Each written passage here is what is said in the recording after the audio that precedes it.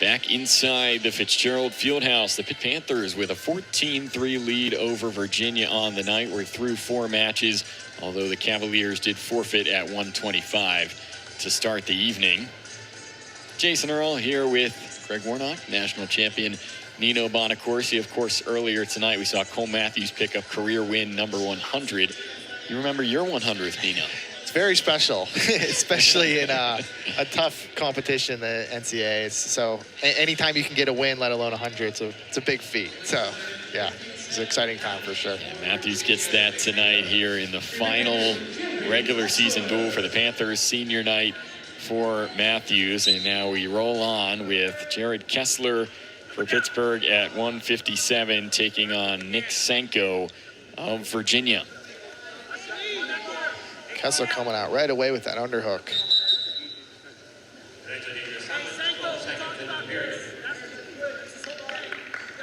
Kessler's very much an upper body wrestler. Very much, yeah. It's one thing, he came out in the match against Ryder and is getting into the tosses, and I'm surprised you don't see more of that from him, quite honestly. Yeah, I think a big thing from Keslar is also implementing some of the shots as well. Obviously, he's very strong upper body.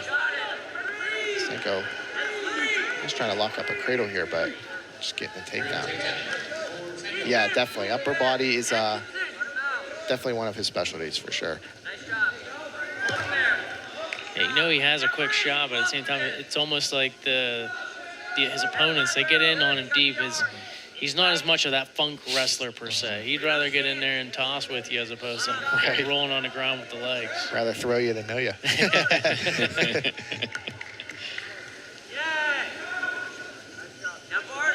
So Sanko gets the early 3-0 lead. He's accumulating some riding time here over Keslar. Sanko coming off a close loss last Friday. He took on Sonny Santiago of North Carolina and lost 8-5. Beautiful tilt there from Sanko. Good job from Keslar for not giving up any back points there. Sanko's teammate Dylan Cedeno is ranked here at this weight, 27th in the nation. So Sanko coming into this spot, doing a nice job.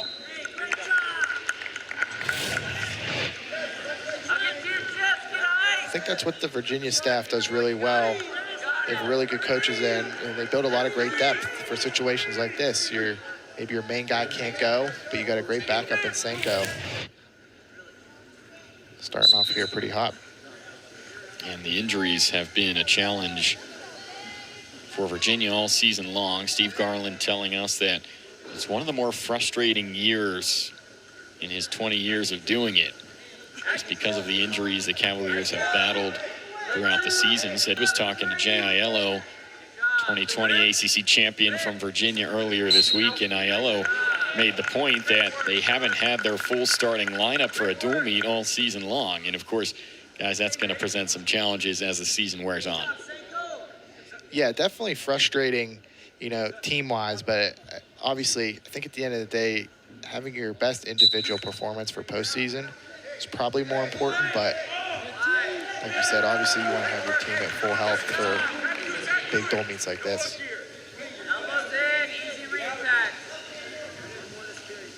Yeah, you mentioned a lot about the individuals coming up, and that's obviously the two biggest weeks, right? Your conference championship and then the NCAAs.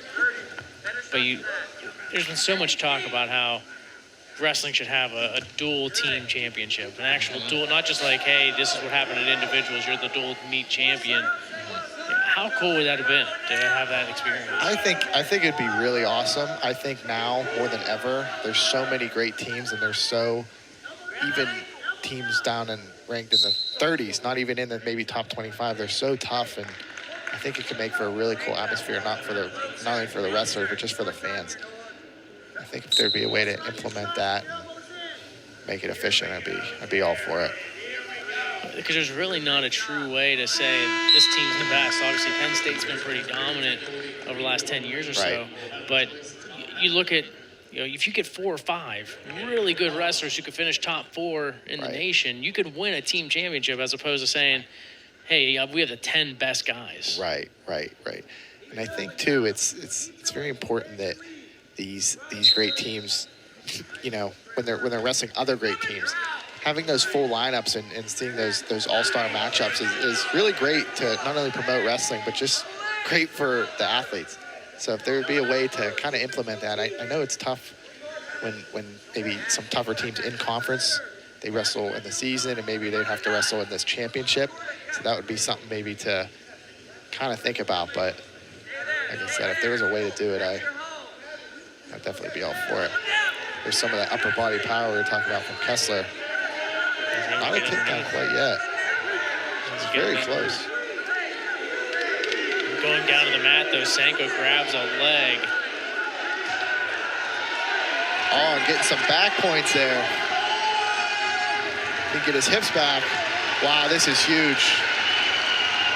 Jared Keslar comes from behind. What a job by Keslar. At 157, he trailed early, but he gets the fall over Nick Sanko in a huge victory for Pittsburgh. What a finish from Keslar. That's a big confidence boost, something he'll need as he goes into ACCs. 100%, yeah. Coming back from behind to get not only the win, but the fall. So Jared Keslar shifts the momentum of that match, and he wins in a fall over Nick Sanko. Panthers lead the duel 20-3.